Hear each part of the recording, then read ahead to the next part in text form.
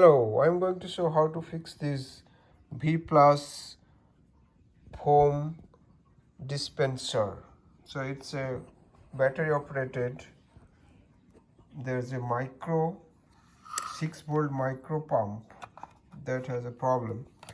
So if you open the top cover, this is the vacuum dispenser, soap dispenser, and you unscrew the screws. There are multiple screws here.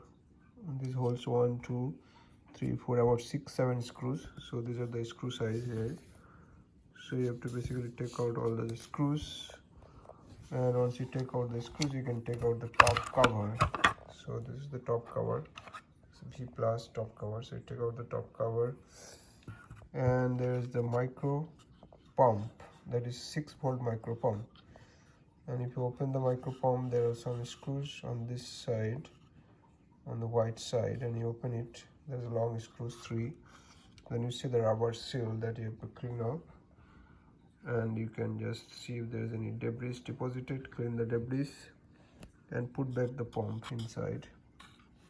So these are the power supply here coming from the battery, and this goes to the motor here. So motor is actually the pump here. So that's how I fixed the pump, and now it's working fine. Thank you. Bye.